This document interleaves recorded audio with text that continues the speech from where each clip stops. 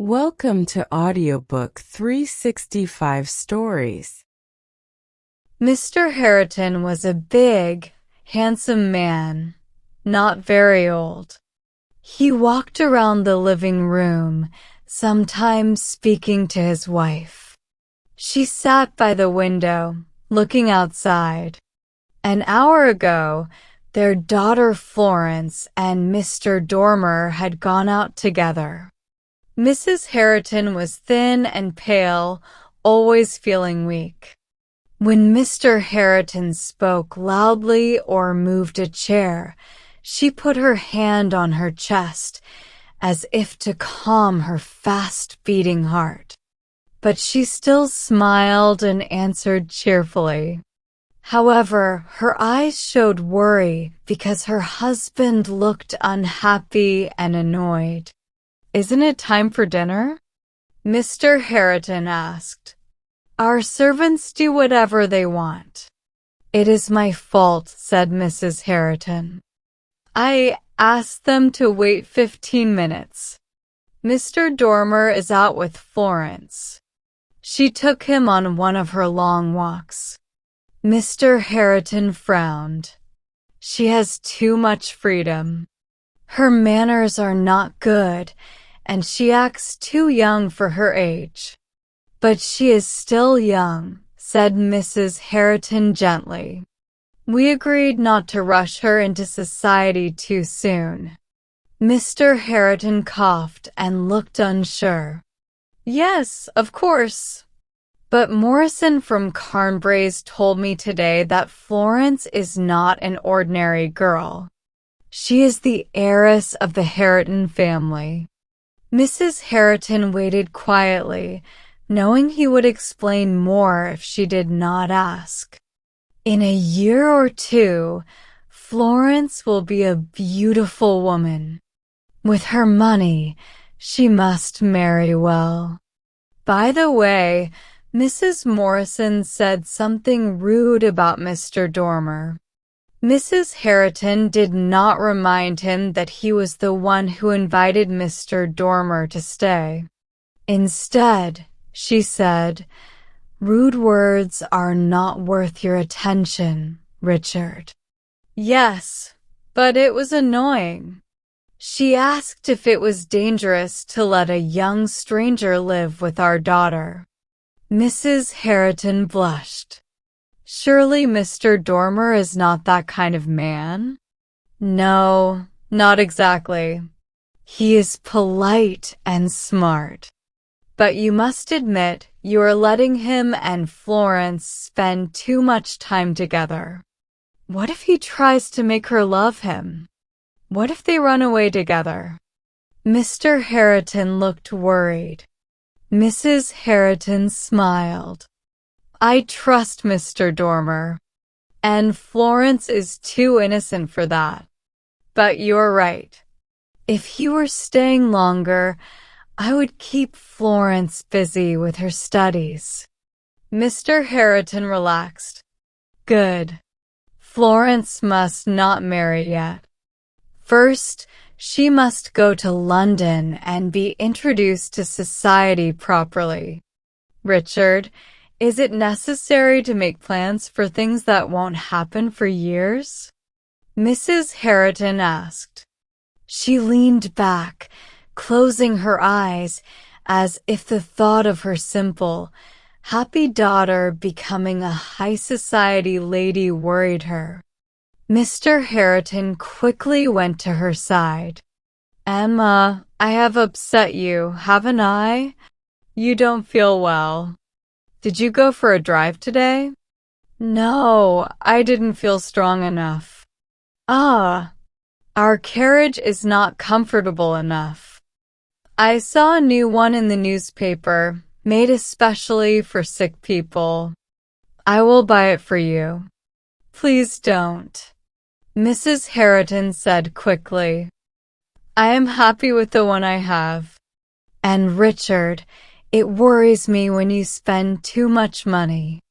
He patted her shoulder. "Nonsense. I never say no when it comes to your comfort." "No, you don't. But Richard, I must tell you, I am afraid. We have spent too much money in the last few years. Tell me the truth, are we spending more than we earn? Is that why you are secretly worried? She held both his hands and looked into his eyes. He sighed and finally replied, "You worry too much, my dear. Everything is fine. The money we spent will bring good returns soon. I do need some cash right now, yes, but it's nothing serious. Every businessman faces this. And I have put money into a great investment." "Investment?" Mrs. Harriton looked alarmed. He laughed. "I should not have called it that. I know the word scares you. But don't worry. It is a successful company, and I will make double my money. Emma, I am doing this for Florence's future. You should be happy." Mrs. Harriton tried to smile, but her worry was clear. Mr. Harriton became impatient. "Aren't we going to eat today? This is badly managed." Just then, the dinner bell rang. He took her to the dining room, where Frank soon joined them. Frank apologized for being late, and Mr. Harriton calmed down. The dinner went smoothly, and Frank talked cheerfully. But Mrs. Harriton noticed that Frank was not his usual self. Later, in the drawing room, Florence told her what had happened. While they talked, a servant brought the mail. Mr. Harriton quickly checked the letters, but there was nothing important for him. He sighed and sat down, tapping the table with his fingers while Frank opened his letters. Frank often received letters from a college friend, Willis, who lived in London. These letters were usually full of gossip, which Frank liked to read aloud. But this time, after reading, he simply folded the letter. "No news today, Mr. Dormer?" Florence asked. "Nothing good," Frank replied. "Willis writes that he lost money. He bought shares in a new company, but the company has failed. Many people have lost money because of a few dishonest men." Mr. Harriton took a sip of his tea and said casually, "These things happen often. People should be more careful." "What was the company called?" Frank looked at the letter and read the name aloud. Suddenly, Mr. Harriton's cup slipped from his hand. His face turned pale. He gasped for breath and then slammed his hand on the table. "It's a lie! A lie!" he shouted. His wife and daughter jumped in shock. Mr. Harriton realized his mistake and quickly tried to calm down. "I'm sorry, Mr. Dormer. I don't know why I got so upset. Emma, sit down. Don't get nervous over nothing." "Florence, go to your mother," he said. His voice was so harsh that Florence stepped back in fear. With shaking hands, he lit a candle. "I have letters to write." "Excuse me." Then he left the room. Mrs. Harriton tried to stay calm and spoke softly.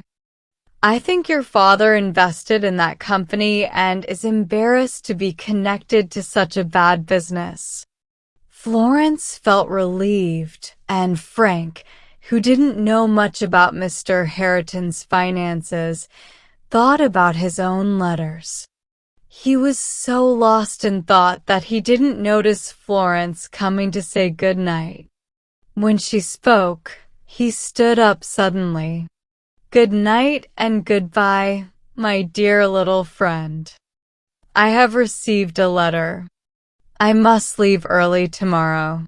You will not see me in the morning." Florence was shocked. "So soon? Oh, Mama, why must he go?"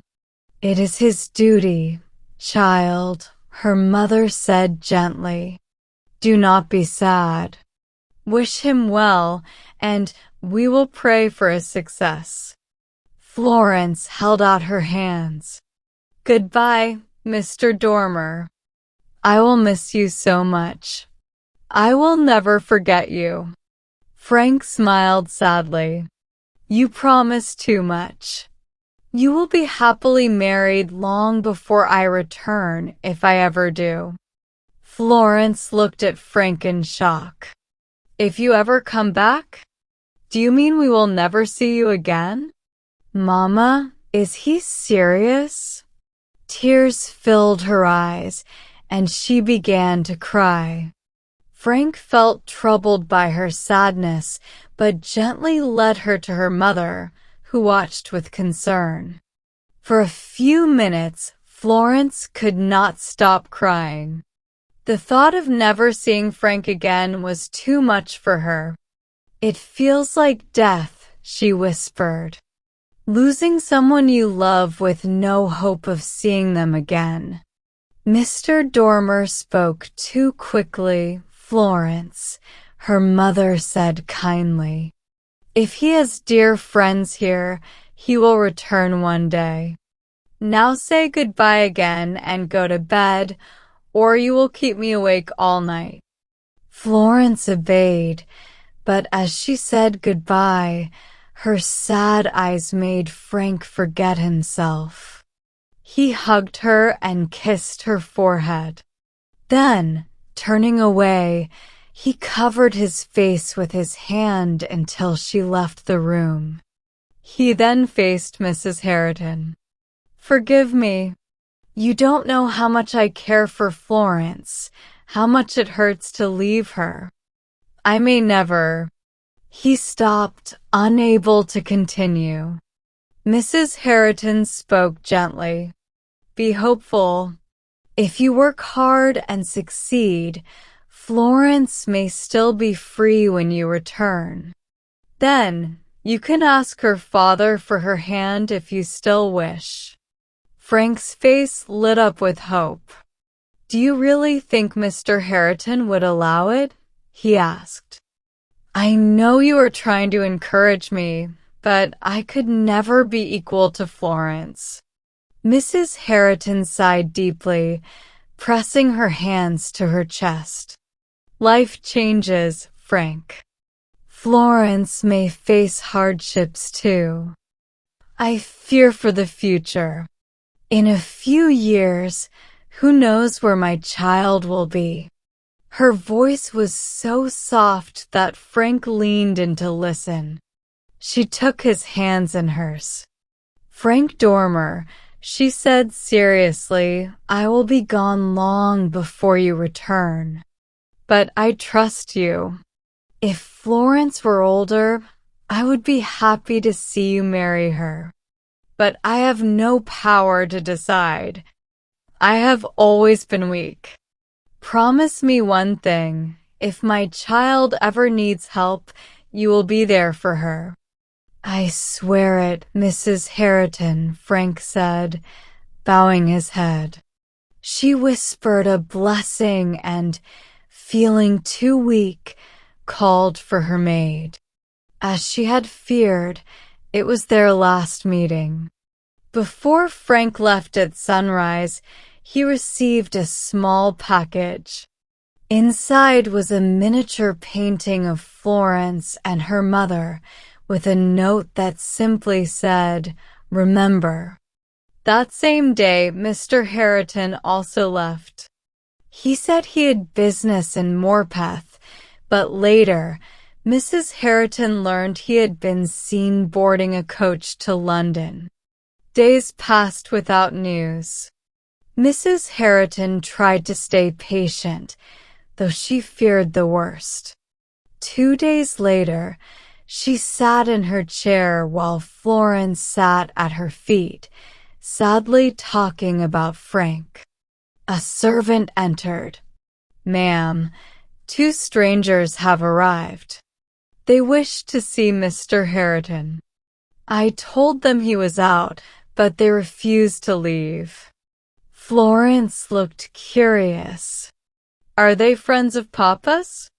Mrs. Hareton's heart sank. "Go to your room, Florence. Mark, show them in." Florence hesitated. "Let me stay, Mama. You are not well." "I will be quiet and respectful." "No, this is business." "Please go," her mother said firmly. Florence left, but unwillingly. The moment the men entered, Mrs. Hareton knew her fears had come true. She forced herself to stay calm as they spoke.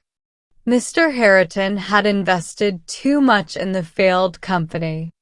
Now the family had lost everything. The men had come to take possession of their home. Mrs. Hareton did not argue or complain. She gave instructions to the servants and remained quiet. But when the men left, the truth hit her like a storm. "My child, my poor Florence," she cried.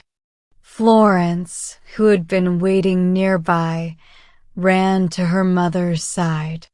She found her pale and motionless in her chair. "Help!" she shouted. "Mama has fainted. If only Papa were here." The servants rushed to help, trying everything to wake her. A stranger who had stayed behind checked her pulse, then turned to his companion. "God help that poor girl," he whispered. "There's no need for a doctor. The lady is gone,